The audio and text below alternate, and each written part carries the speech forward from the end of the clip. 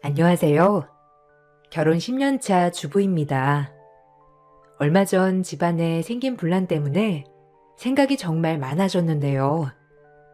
남편이 저를 이해한다고 하면서도 그래도 형님인 제가 참는 것이 낫지 않겠냐 하는 말을 슬슬 하고 있어 고민을 하다 이렇게 글을 쓰게 되었어요. 저와 남편은 대학 동기 사이였습니다. 대학에 입학하고 나서부터 친하게 지내기 시작했는데요. 사회에 나오면서는 각자의 삶을 살게 되었죠. 저는 직장에 다니다가 제 길을 발견해 사업을 시작하게 되었는데요. 남편은 직장인으로 쭉 생활을 했습니다. 그러다가 우연히 만나서 연애를 하고 결혼까지 하게 된 케이스예요. 서로 워낙 친하게 지냈었고 집에서도 자주 가다 보니 시부모님도 결혼 전부터 잘 알고 있었는데요. 성향이나 성격도 잘 맞았죠. 시댁 식구들 중에서는 대부분 저와 잘 맞았지만 가장 맞지 않았던 사람이 바로 남편의 남동생이었어요. 도련님은 능력도 좋고 잘 나가는 사람이었는데요. 남편은 동생에 대한 자격지심이 하나도 없었지만 오히려 남동생이 남편을 무시하는 경우였죠. 시부모님도 자유롭고 열린 분들이셨기 때문에 장남, 차남 차별 없이 모두 사랑으로 아껴주셨어요. 제가 시집을 갔을 때에도 시집살이 하나 없는 편안한 집안이었지만 오로지 남편의 남동생 도련님만 자주 부딪혔었죠.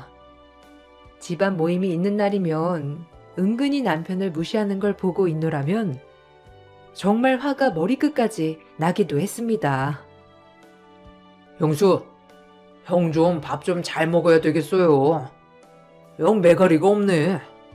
이래서 바깥일 제대로 하겠소? 원래도 워낙 매가리가 없긴 없었지만 결혼하고 나니 어째 더 없는 것 같아. 형, 요즘 괜찮아? 들어보니까 사무실에서 적응도 못하고 난리라고 하더라고. 형 다니는 회사 상사가 내 후배인 거 알지? 내가 창피해가지고 말 안 하려고 했는데 그래도 형 잘 봐달라고 내가 잘 말해놨어. 잘했지? 그래, 잘했다. 안 그래도 회사 직원들이 요즘 견제가 너무 심해서 나도 고민이 좀 많았어. 그래서 그런가 아내가 잘 챙겨주는데도 요새 좀 기운이 없는 것 같더라고. 아무튼 걱정해줘서 고맙다. 그래도 버티다 보면 좋은 날도 오지 않겠어? 솔직히 저 회사에서 버티는 것도 얼마나 할 수 있을까 싶었는데 벌써 6년이나 되었는데 그 정도면 잘 버텼지 뭐. 형은 참 속도 좋다. 그런 거지 같은 회사에 6년이나 시간을 낭비하다니. 하긴 거기서 경력 쌓아야 뭐 형도 다른 곳도 갈 수 있고 그렇긴 하겠지만 아무튼 내가 공부라도 할 때 했으면 얼마나 좋아? 지금 이렇게 고생하지 않고도 편한 곳에서 일하지 않았겠어? 형 볼 때마다 내가 걱정이 이만저만이 아니야. 도련님은 형 걱정하실 필요 없어요. 우리 남편 6년이나 그 거지 같은 회사 거뜬히 버틸 만큼 밖에서 정말 잘하거든요. 거기 진짜 능력 좋은 사람들도 못 버티고 그만두고 잘리고 그러는 곳이라는 건 도련님도 아시죠? 다들 그래서 일 잘한다고 칭찬 일색인데 역시 가족이라서 그런가? 더 깐깐하게 보는가 봐요. 도련님은 요즘 일 잘 되세요? 도련님 다니는 회사 상사도 제 친구인 거 아시죠? 들어보니까 요즘 실수가 많아가지고 좀 지켜보고 있다고 하더라고요. 친구는 비밀이라고 했는데 그래도 가족인데 제가 살짝 말씀드리니 조심하는 게 좋겠어요. 이제 좀 있으면 인사 이동도 있다면서요. 그래도 밀려나진 않는 게 좋지 않겠어요? 그래요? 고마워요, 형수. 형수도 일은 잘 되고 있어요? 사실 내가 다른 건 잘하는데 형수는 도통 무슨 일 하는지 내가 알 수가 없으니까 뭐라 할 말이 없네요. 형 말로는 돈도 점점 많이 벌어오고 잘 된다고 하지만 뭐 겉으로 봤을 땐 티가 잘 안 나서. 그렇게 잘 되면 형수님 옷이라도 좀 멋있고 고급스러운 걸로 사 입어요. 매번 후줄근하게 오시니 잘 나가는 줄도 모르겠네요. 형수님, 그래도 돈 벌면 쓸 곳은 써야 되는 거예요. 아, 도련님, 이런 브랜드 같은 건 잘 모르시는구나. 하긴, 이게 잘 티가 안 나긴 하죠. 요즘은 브랜드라고 바로 확 티나는 건 촌스럽다고 잘 안 그러거든요. 이것도 꽤 비싼 브랜드인데, 도련님이 잘 모르시니 그러실 수 있어요. 그래도 아는 사람들은 다 알 텐데. 이 브랜드 궁금하시면 제가 알려드릴게요. 가격도 좋고 퀄리티도 나쁘지 않아가지고. 아, 이 정도는 좀 부담이실 수도 있겠네요.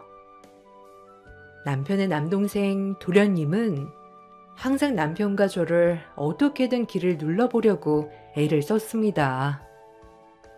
남편은 그런 남동생의 태도를 그저 허허 받아줬지만 저는 절대로 받아주지 않았죠. 알게 모르게 무시하는 것이 느껴져서 저는 다른 누구보다 절대로 지고 싶은 마음이 없었습니다. 그런 콧대 높은 도련님이 어떤 사람과 결혼이나 할 수 있을까 싶었는데 어느 날 딱 자기랑 비슷한 사람을 데리고 왔죠. 첫 인사 자리에서부터 이 사람 도련님과 다를 바 없구나를 바로 느낄 수 있었습니다. 저랑 만나고 있는 사람이에요. 저희 결혼하고 싶어요. 상견례 하기 전에 각자 집안의 인사는 해야 할 것 같아서 이렇게 왔어요. 궁금한 거 있으면 직접 물어보세요. 워낙 능력이 좋은 사람이라서 내가 이 사람 꿰려고 엄청 노력을 많이 했거든요. 그러니까 너무 견제하지 마시고 잘 봐주세요. 사회에서는 정말 능력 탄탄한 사람이니까. 자기도 참. 안녕하세요. 김송이입니다. 재준 씨랑은 소개로 만났어요. 2년 동안 연애했는데 가족들은 서로 이번에 처음 봤어요. 가끔 어머님은 뵙긴 했지만 다른 가족분들은 처음이네요. 형님이랑 형수님은 저 처음 보시죠? 잘 부탁드려요. 어머, 반가워요. 도련님이 만나는 사람이 있다는 건 알았는데 이렇게 멋진 분이신진 몰랐네요. 앞으로 잘 지내봐요. 결혼은 이제 준비하려고 하시는 거예요? 결혼 준비하시려면 정말 바쁘시겠어요. 나야 결혼한 지 이제 10년이 다 되어가지고 어떻게 준비했는지 전혀 생각이 안 나네요. 우리 할 때에 비해선 요즘은 더 고급스럽고 깔끔하게 잘한다고 하더라고요. 아무래도 10년 전이랑은 좀 비교하기 힘들지 않겠어요? 그때는 뭐 돈 없어도 대충 결혼식 할 수 있었잖아요. 요즘은 스냅부터가 다르잖아요. 웨딩드레스도 퀄리티부터가 다르고. 그러고 보니 형님은 무슨 일 하세요? 들어보니까 사업하신다고 하시던데. 아, 조그맣게 물류업 하고 있어요. 개인이 아니고 기업 대 기업이라서 아마 생소하실 수도 있겠네요. 도련님이랑은 같은 분야에서 일하신다고 들었어요. 도련님도 정말 바쁘신데 일하시느라 바쁘겠네요. 요즘 도련님은 매일 야근하신다고 어머님이 걱정이 많으시더라고요. 결혼 준비까지 하려면 정신 없겠네요. 아, 뭐, 저는 그것보다 능력이 좀 있어서 여유로운 편이죠. 어떤 사람들은 열심히 일하면 그만큼 돈 번다고 하지만 짧은 시간 내에 많이 버는 것도 능력이라면 능력이죠. 저는 그런 능력을 갖고 있으니까 뭐 문제 없어요. 근데 물류업이면 제가 알만도 한데 어딘지 전혀 모르겠네요. 조그맣게 하시는 거예요? 요즘 물류업 경기가 안 좋다고 하는데, 아휴, 걱정 많으시겠어요. 들어보니 남자친구가 형도 직장이 위태롭다면서 걱정 많이 하던데. 여러모로 고민 많으시겠네요. 대놓고 무시하는 동서의 태도를 보니 도련님이 끼리끼리 아주 잘 만났다고 생각을 했습니다. 사실 도련님과는 시댁에서 모임을 갖지 않는 이상 거의 만나는 일이 없었어요. 그래서 한 번씩 얄밉게 말을 하긴 해도 자주 마주치지 않으니 어려움이 없었죠. 그렇지만 도련님이 결혼을 하고 나서는 여러모로 스트레스를 받는 일들이 많아졌어요. 아무래도 새 식구가 들어오니 시댁에서도 자주 보면서 친해져야 한다는 말들이 있었죠. 그래서 자주 모임을 갖게 되었습니다. 근데 매번 갈 때마다 비아냥거리는 동서 부부의 모습을 보면서 속에 끓어오르는 분노를 여러 번 감내해야만 했습니다. 동서는 집안에서 주도권을 잡기 위해 부단히도 노력했죠. 시부모님이 워낙 쿨하시고 제 말에는 거의 동의를 해주셨기 때문에 사실 언뜻 보면 제 뜻대로 흘러가는 것처럼 보였거든요. 그렇지만 저 역시 오랜 결혼 생활로 시댁 식구들의 모든 상황을 다 고려하고 있었기에 보통은 정리를 다하고 이야기를 하는 것들이 많아서 실제로 보면 제가 주도권을 잡기보다는 정리를 하는 것이라 볼 수 있었어요. 이런 것을 갓 결혼한 동서가 제대로 파악할 수는 없었던 것이었죠.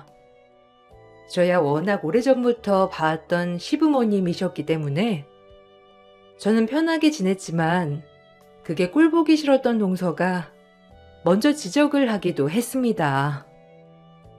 이번에 여름휴가 때 가기로 했던 여행 있잖아요. 그거 혹시 다음으로 미루는 게 어떠세요? 아무래도 남편 일정도 맞추기가 너무 어렵고 아니면 어머님, 아버님만 따로 다녀오시는 건 어떠세요? 저희랑 같이 가려고 시간 맞추려면 더 시간 맞추기 어려워지는 것 같아서요. 일정이나 이런 건 제가 알아서 다 짜드릴 테니까 그대로 편하게 여름휴가 다녀오시면 될 것 같아요. 아, 그래. 그네가 알아서 정해 말해줘. 일정이 안 맞다니 어쩔 수 없지 뭐. 올해는 우리들만 편하게 다녀와야 되겠구나. 작은 애는 너무 서운해하지 마라. 우리가 작년에 미리 정해둔 일정이어가지고 그런 거니까. 그리고 가족여행이라고 해서 다 참석을 하는 건 아니니까 둘째도 너무 부담 갖지 말고, 알았지? 에이, 저는 꼭 참석하고 싶어요, 어머님. 어머님, 아버님이랑 같이 여행도 다니면 너무 재미있고 좋을 것 같은데요? 근데 형님은 왜 일정 맞추기 힘들다고 자리를 빼는 거예요? 아주버님 안 되시면 형님이라도 같이 가시면 되죠. 저라면 제 일정 조정해서라도 어머님, 아버님이랑 같이 여행 가는 걸 좋아할 텐데. 다음에는 그럼 저랑 가세요. 저는 시간 다 정리해서 같이 갈 수 있어요. 아이고, 아니다. 같이 여행 가는 건 나중에 천천히 가면 되는 거지 뭐. 그네야 우리랑 여행 많이 갔다 왔어. 큰아들 없이도 말이야. 소진이랑만 같이 간 적도 뭐 많았지. 우리야 워낙 오래전에 봐온 사이라서 편해서 그럴 수 있는 거지만 너무 무리할 필요는 없어. 그냥 시간 맞는 사람들끼리 갔다 오면 되는 거니까 지금 당장 결정하지 말고 나중에 한번 보면서 결정하거라. 저는 딱 봐도 어머님, 아버님이랑은 잘 맞을 것 같은데요? 형님이랑은 좀 취향이 차이가 있는 것 같지만 그럼 어머님, 차라리 일정을 제가 짜드리는 건 어떠세요? 딱 봐도 형님은 여행 별로 안 다녀보셨을 것 같은데 저 여행 진짜 많이 가봤거든요. 안 가본 국가도 없고 아마 다른 사람들 많이 가본다는 곳은 거의 다 가본 것 같아요. 주변에도 여행 자주 다니는 사람들도 많고요. 그래? 그럼 동서가 일정 한번 짜볼래? 아버님 어머님은 많이 걷지 않고 편안하게 쉬면서 일정 짜는 게 나아. 하루 빡빡하게 일정 짜는 것보다는 거의 하루에 한 곳 정도만 갔다 오고 나머지 시간은 숙소에서 편안하게 보낸 스케줄로 세우는 게 편하시고 좋으니까 참고해서 짜면 좋을 거야. 에이, 형님. 역시 여행을 많이 안 가보셨네요. 이런 곳은 한 번 갈 때 딱 유명한 곳은 다 돌고 와야죠. 그리고 힘들 게 뭐가 있어요? 거의 차 타고 이동해서 사진 찍고 오는 건데 숙소에만 있으려면 여행은 왜 가요? 그냥 집에서 푹 쉬는 게 낫지. 둘째야, 이건 첫째 말이 맞아. 우리가 다 차를 오래 타면 멀미가 좀 심해서 하루 하나 정도만 갔다 오는 게 낫다. 일정이 너무 빠듯하면 우리도 너무 힘들거든. 널찍하게 짜야 우리한테도 맞아가지고 말이야. 둘째한테는 미안하지만 일단 이번 여행까지는 첫째가 스케줄 짜는 걸로 해다오. 아무래도 제가 더 결혼 생활이 오래되었기 때문에 좀 더 잘 맞출 수 있는 부분이었지만 동서는 그런 부분들을 이해하기는커녕 제가 여우처럼 시부모님을 홀리고 있다고 생각을 하는 듯 했습니다. 특히나 제가 자주 시댁에 들릴 때면 그걸 정말 못마땅해 했었어요. 저는 재택으로도 근무가 가능한 일이었기 때문에 자주 시댁에 들렸죠. 별일 없어도 어머님, 아버님이랑 따로 밥도 먹고 수다도 떨다가 오는 날이 많았습니다. 그걸 알고 나서는 동서가 매번 저를 지적했죠. 형님은 왜 매일 시댁에 가세요? 형님이 그러시면 저도 똑같이 그렇게 해야 하잖아요. 그러면 저한테는 너무 부담 아니에요? 원래 그렇게 하신 거예요? 아니면 제가 오니까 갑자기 그러시는 거예요? 아무리 그래도 그렇지. 동서 생각은 하나도 안 하세요? 형님만 매일 방문하고 저는 안 가면 시부모님이 저를 뭐라고 생각하시겠어요? 아, 그것까지는 사실 생각 안 해봤네. 그래도 어머님, 아버님은 별 생각 안 하시지 않을까? 동서는 매일 출퇴근해야 하잖아. 그리고 나는 바로 시댁 옆동에서 사니까 좀 더 가기 편하고 그래서 그냥 자주 왕래한 거야. 별 뜻은 없어. 생각해보니 동서 입장에서는 좀 그럴 수도 있겠네. 근데 진짜 나는 별 생각 없이 친정 가듯이 가는 거니까 신경 안 써도 돼. 그래도 이제는 며느리가 2명이잖아요. 한 명이 너무 자주 가면 다른 한 명도 그만큼 맞춰야 하지 않겠어요? 그러니까 좀 자제해 주세요. 아니, 아주버님이나 우리 남편도 이렇게 자주 안 가는데 매번 형님이 자주 가시니까 수상하네요. 뭐 시댁에서 뭐 받을 게 있어서 그러시는 건 아니죠? 아, 무슨 말이야? 뭘 받을 게 있다는 거야? 동서 말 참 웃기게 한다. 그런 거 원해서 가는 거였으면 매번 빈손으로 털레털레 가겠어? 그냥 말 그대로 밥 먹고 수다 떨러 가는 거지. 동서야말로 이상하게 좀 생각하지 마. 그리고 나야 시간이 여유로우니까 이렇게 가지. 동서는 일하느라 바쁘지 않아? 그러면 다 이해해 줄 거야. 그래도 좀 자제해 주세요. 저는 이제 막 결혼했는데 형님이 매일 시댁에 간다고 하면 부담되고 그렇잖아요. 일부러 그러시는 거예요? 저 보라고 그러신 거면 그만두세요. 진짜 부담되니까요. 동서의 견제는 여기에서 끝나지 않았습니다. 가장 견제를 많이 하는 것이 바로 금전적인 것이었죠. 워낙 남편들의 연봉이 크게 차이 나니 동서는 자연스럽게 우리 집이 자신들 가정보다 조금 기울어져 있을 거라고 생각을 하는 듯 했습니다. 거기다가 저나 남편이나 명품에는 거의 관심이 없어가지고 다니거나 입는 것 중에도 명품이라고는 바로 딱 보일 만한 것들은 거의 없었죠. 여기에 차도 결혼하기 전에 타고 다니던 10년 넘은 차를 그대로 타고 다녔어요. 이런 상황에서 빡빡하게 살고 있을 거라 생각을 했던 거죠. 아이고, 형수. 형 차 좀 바꿔줘요. 이게 뭐야? 벌써 10년이나 넘었어. 요즘은 차도 10년 넘게 안 탔는데 중고로 넘겨도 이건 반의 반도 안 나오는 차잖아요. 형이 그래도 나이가 있지?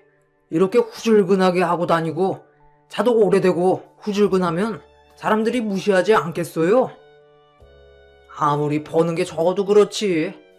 하고 다니는 건 좀 깔끔하게 제대로 갖춰야 부모님 면도 사는 거죠. 남편 말이 맞아요. 형님이랑 아주버님, 이번에 차 좀 바꾸세요. 제가 잘 아는 딜러 있거든요. 프로모션으로 좀 좋게 빼달라고 할게요. 아무리 여유가 없어도 그렇지. 남들 보면 저긴 형 가정만 어렵다면서 웃겠어요. 당신도 좀 신경 쓰지 그랬어. 아무리 그래도 이건 좀 가족들이 다 잘 살아야 그게 제일 좋은 거야. 그러게 말이야. 내가 결혼하기 전에는 하나하나 다 신경을 못 썼네. 역시 자기 있으니까 내가 가족들도 살펴보고 역시 자기야. 내가 나 사는 것만 바빠서 이런 것도 신경을 못 썼네. 우리 와이프가 이런 건 진짜 잘 챙겨. 형수, 봤어요? 우리 와이프는 딱 자기 급에 맞춰서 차 타고 다니잖아요. 아까 봤어요? 이번에 새로 신차 계약했는데 그거 나오면 이번에 타던 차 형이나 형수님 가져가서 타세요. 아니에요. 괜찮아요. 지금 우리가 타는 차도 앞으로 몇 년은 더 탈 수 있어요. 요즘은 10년 안 돼서 차 바꾼다곤 하지만 그렇다고 해서 너무 자주 바꾸는 것도 솔직히 낭비잖아요. 뭐 동서나 도련님이야 능력이 되니까 그럴 수도 있을지 몰라도 뭐 우리는 아끼면서 살려고요. 사람 일이 언제 어떻게 될지 모르는 거 아니에요? 거기다가 매번 나눠내는 것도 그렇고 그냥 돈 모아서 한 번에 사도 되는 거니까. 그러고 보니 도련님 이번에 차 바꾸니까 어버이날 때 어머님 아버님 용돈도 못 드렸던 거예요? 그 많은 연봉 다 어디다 뒀어요? 나는 용돈도 안 챙겨드렸길래 뭔 큰일이라도 있는 줄 알았죠. 그건 그래서 그런 건 아니고 아무튼 살짝 차를 사면서 추가로 돈 들어갈 게 있어가지고 그런 거예요. 다음에는 제가 2배로 챙겨드리기로 했어요. 아니, 형수님은 별걸 다 기억하고 계시네요. 아니, 내가 기억하고 싶어서 기억한 건 아닌데 어머님이 하도 걱정하셔가지고 제가 기억하는 거예요. 도련님 상사가 제 친구잖아요. 혹시 도련님 무슨 일 있을까봐 한번 물어봐 줄 수 있냐고 하셨거든요. 얼마나 걱정되셨을까 싶었는데 어머님이 괜한 걱정 하셨나 보네요. 근데 도련님 진짜 괜찮아요? 친구가 저번에 언뜻 말한 게 요즘 회사 사정이 별로 좋지 않다고 하던데 친구도 월급 밀렸다고 했거든요. 그건 걱정하지 마세요. 월급 밀려도 제가 다 커버할 수 있는 능력 되니까 괜찮아요. 그런 건 뭐 가볍게 다 커버할 수 있죠.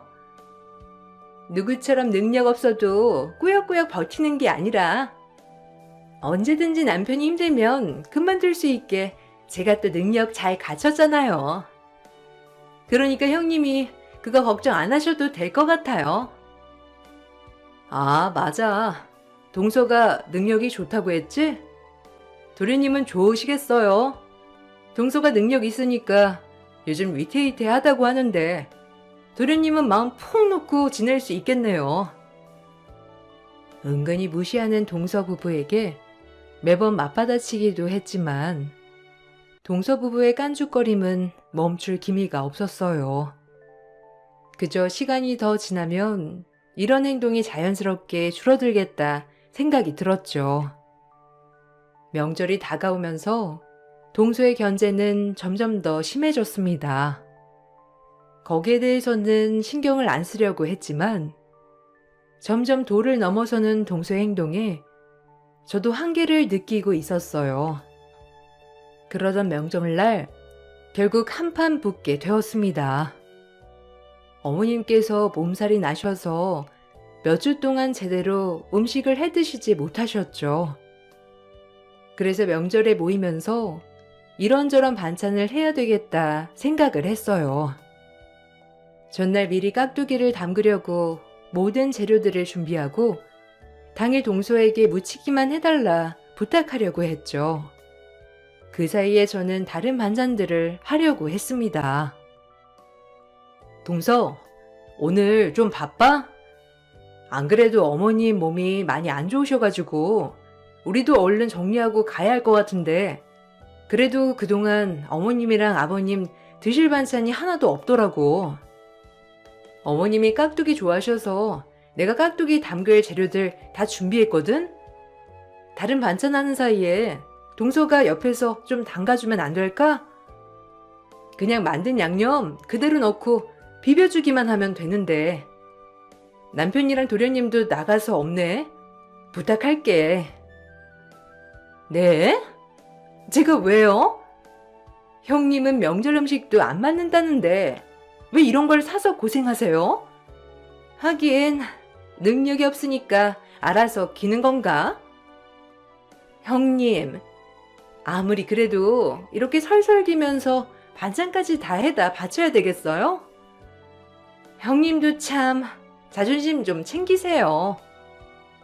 저는 별로 하고 싶은 생각 없는데 저딴 건 능력 없는 형님이 다 하셔야죠.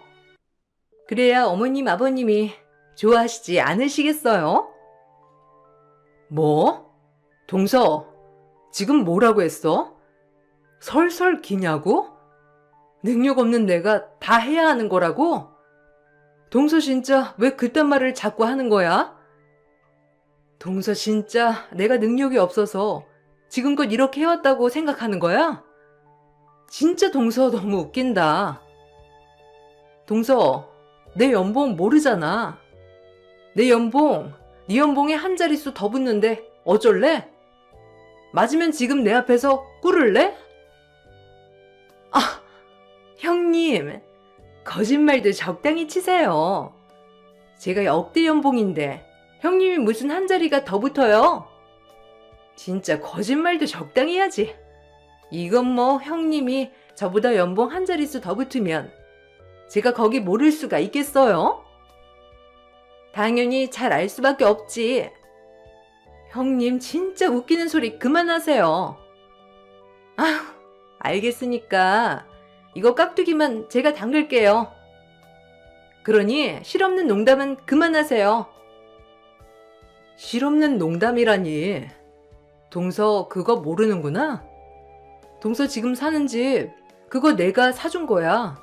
몰랐어? 어머님 아버님이 신경 쓸까봐 말 안 했나 보네.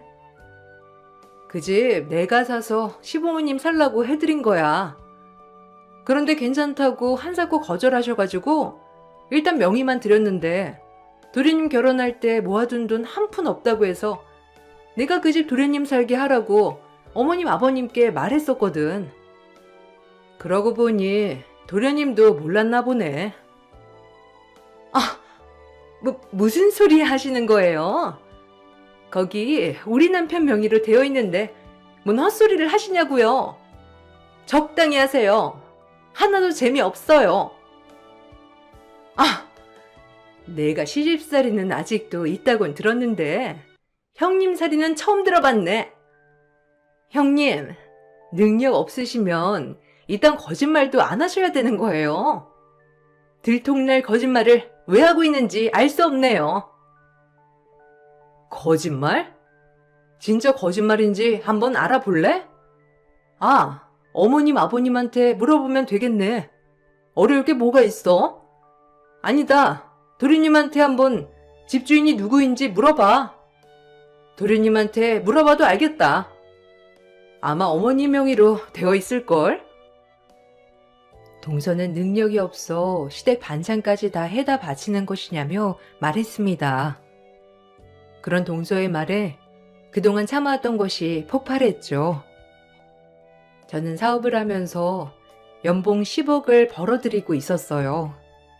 그보다 더한 해도 있었죠. 모아둔 돈은 그대로 저축도 하고 투자도 하면서 시부모님이 좀 더 편하게 지내실 수 있는 넓고 좋은 아파트도 준비를 해드렸습니다. 그렇지만 시부모님은 평생을 살아오신 곳이 좋으시다면서 한사코 거절을 하셨고 그곳은 전세로 내어 주었었답니다. 그러다가 도련님이 결혼을 할 때가 되었는데 어느 날 도련님이 시부모님께 찾아와서 지금까지 모아둔 돈이 한 푼도 없다면서 무릎 꿇고 도와달라 싹싹 빌었다고 하더라고요. 저에게 그때 그 집을 도련님께 빌려줘도 괜찮겠냐 물어보셨는데 그때는 그 집은 이미 제 손을 떠나 시부모님 집이었기 때문에 그렇게 하시라고 말씀을 드렸던 것이었죠. 동서는 이 사실을 알고 나서 사색이 된 채 집을 나갔습니다. 갑자기 가버린 동서의 행방을 물으시는 시부모님께 저는 그동안의 이야기를 모두 해드렸습니다. 시부모님은 저에게 미안하다고 하셨죠. 시부모님조차 면목이 없다며 말하는 일을 동서 부부는 저희 집까지 찾아와 뻔뻔하게 따지기 시작했습니다. 아니, 형수님. 지금까지 저 속이고 계신 거예요? 그렇게 연봉이 좋았으면 말이라도 해주지 그랬어요. 제가 하는 말 얼마나 웃겼어요? 사람 우습게 만드니까 재미있으세요? 그리고 그 집 저희 부모님 명의로 되어 있는 건데 왜 형수님 집이라고 하셨어요? 어찌되었든 지금은 제 부모님 명의잖아요. 왜 줬다 뺏는 것처럼 하시냐고요? 제가 뭘 줬다 빼는 것처럼 했다는 거예요. 동서가 하도 저를 하대하기에 제가 그렇게 말한 겁니다. 그리고 연봉이 적으면 그 모든 일 제가 다 해야 되는 겁니까? 그리고 어려운 일 시킨 것도 아니고 거기다가 지금껏 잘해주신 시부모님 드실 반찬 만드는 건데 연봉 운운하면서 하니마니 해야 되냐고요. 그게 더 이상한 거 아니에요? 도련님 지금 이상한 곳에 화내고 있으신 거 아세요? 아니, 됐고. 형수님이 지금 저랑 우리 와이프 무시한 거잖아요. 그동안 여러 번 금전적인 거 이야기했는데도 그럴 때는 별말 안 하다가 지금 와서 연봉이 한 자릿수 많니 하면서 말하는 건 무시하는 거 아니고 뭔데요? 형수님 참 무서운 사람이었네요. 아니, 나중에 뒤통수도 제대로 치겠어요. 도대체 저한테 왜 그렇게 말씀하시는 건데요? 이거 진짜 예의 없는 거 알아요? 제가 뭐 돈 자랑한 것도 아니고 지금까지 아무것도 자랑해 본 적도 없고 연봉 말 꺼내 본 적도 없잖아요. 먼저 연봉 어쩌고 한 건 동서예요. 동서보다 능력이 없으니까 제가 다 해야 하는 거라 말해서 정정해 준 것뿐인데 뭐 잘못됐어요? 형님, 말을 왜 지어서 하세요? 형님이 저한테 무릎 꿇으라고 하셨잖아요. 그 말을 쏙 빼고 왜 형님한테 유리한 것만 말씀하시냐고요. 그리고 명절 음식 하나도 준비 안 하는 곳이라는 거 뻔히 아는데 첫 명절에 파리바리 다 싸들고 와서 음식하라고 하는 건 텃세 아니고 뭔데요? 아무리 어머님이 아프시다고 하지만 형님이 왜 나서서 음식하고 있냐고요? 아, 동서, 내가 말 안 했어? 내가 다른 거 다 준비할 테니까 이미 다 준비된 깍두기만 양념에 비벼달라고만 한 거잖아. 도련님이나 남편 있었으면 시켰을 텐데 그 자리에 없어서 후딱 그것만 해달라고 했잖아. 내가 다른 거 시켰어? 그리고 연봉이 동서보다 높으면 무릎 꿇겠냐고 한 거지 무슨 말을 지어서 했다는 거야? 나 참 어이가 없네. 어이가 없어요? 지금 저보다 더 어이가 없어요? 아니, 내가 다른 곳에서 이런 취급을 안 받는데 형님이 이러시니 제가 더 어이없네요. 텃세도 이런 텃세가 없네. 하긴 가해자는 자기가 가해자인 줄 모른다고 하니 뭐 형님이 이게 시집살이 시키는 거예요. 아세요? 시집살이? 동서랑 도련님이 지금까지 나랑 우리 남편 무시한 건 뭐야? 그건 그냥 장난으로 하는 말이고 농담이니? 그동안 돈도 못 벌고 못 산다고 만날 때마다 무시하고 깔봤던 건 그건 뭔데? 그때마다 허허 웃으면서 넘어갔던 건 생각 안 나고 막상 내가 이렇게 하니까 이제 와서 시집살이라고 하니? 와, 진짜 정신 못 차렸네. 내가 진짜 정신 한번 제대로 차리게 해줘야 되겠네. 아, 진짜 웃긴다. 그래, 정신 한번 차리게 해줘 봐라. 어디 눈 하나 깜짝이나 하나. 웃기고 앉아있다 정말로. 이제는 능력으로 누르겠다 이거니? 와, 무서워서 살겠어. 내가 참 형님 살이를 이렇게 고되게 한다 정말. 어디 한번 해봐요. 그렇게 저와 남편을 능력 없는 사람으로 무시하던 동수와 도련님은 상황이 역전되자 제가 시집살이를 시킨다며 이야기를 했죠. 시부모님은 저의 이야기를 듣고서는 모든 결정에 따르겠다고 하셨습니다. 가장 먼저 했던 것은 시부모님이 가지고 계셨던 집을 제 명의로 바꾸는 것이었습니다. 그 후에 저는 동서 부부에게 퇴거 명령을 내렸죠. 그리고 그동안 도련님 상사였던 친구가 저를 생각해 도련님을 지방으로 보내지 않았던 것을 그럴 필요 없다고 했습니다. 친한 친구였기 때문에 저를 생각해서 거의 다들 꺼려하는 지방 지점으로 보내려고 했던 것을 겨우 막고 있었는데 이제는 그럴 필요가 없다고 얘기를 해주었죠. 얼마 지나지 않아 도련님은 지방 지점으로 발령이 나게 되었습니다. 그곳은 거의 1년 만에 사람들이 그만두는 곳이기도 했어요. 모든 상황들이 이렇게 흘러가자 결국 동서와 도련님은 저에게 미안하다며 사과를 해 왔습니다. 형님, 제가 잘못했어요. 정말 죄송해요. 제가 너무 건방지게 굴었습니다. 처음에 기선제압을 해야 한다는 말을 많이 들어서 제가 섣부르게 행동했어요. 기분 나쁘셨다면 정말 죄송해요. 그렇지만 형님이 저희 남편 지방으로 보내시는 건 너무하신 것 같아요. 친구분께 입긴 넣으신 거예요? 그렇게까지 꼭 하셔야 되겠어요? 무슨 소리야? 내 입김이 작용이나 하겠니? 거긴 내 회사도 아닌데 이미 도련님은 그 회사에서 아웃이었어. 알아? 도련님 알고 있지 않았어요? 몇 년째 실적은 없고 솔직히 승진도 계속 못하고 떨어졌잖아요. 위기라고 알고 있지 않았어요? 연봉도 오히려 줄어들고 아마 끝일 거라 생각했는데 겨우겨우 버티고 있었잖아요. 그거 제 친구가 그래도 저보고 계속 보류해서 남았던 거예요. 근데 뭐 이제 그럴 필요 없지 않겠어요? 그렇게 제가 자신들 무시하고 그런다는데 제가 손 떼야죠. 아, 형수님, 정말 죄송합니다. 정말 그런 상황인 줄 몰랐어요. 사실 회사에서 구조조정 있을 때 해고될 거라 생각했는데 그렇지 않아서 그냥 제 능력을 잘 봐주고 있구나 생각했습니다. 이번에 저도 듣고서 알았습니다. 이미 오래전에 구조조정 대상이었다는 사실이요. 형수님, 정말 죄송해요. 한 번만 용서해 주시면 안 될까요? 제가요? 제가 왜요? 저 능력 없고 보잘것없는 사람 아니었어요? 그렇게 몇 년을 무시하고 하대하셨던 분께서 이러시니 정말 당황스럽네요. 그리고 집은 언제 정리하실 건가요?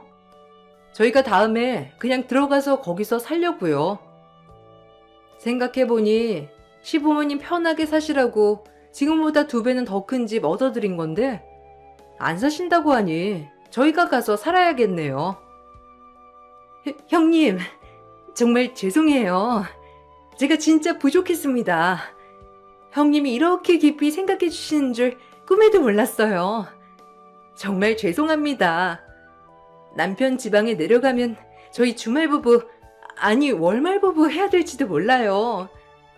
지금 집에서 나오면 당장 갈 곳도 없고 친정에서 알면 진짜 큰일 나요. 제발 집만이라도 그냥 놔두시면 안 될까요? 그때 그렇게 당당하게 따지던 사람들은 어디 갔는지 모르겠네. 됐고, 난 이미 결정했어요.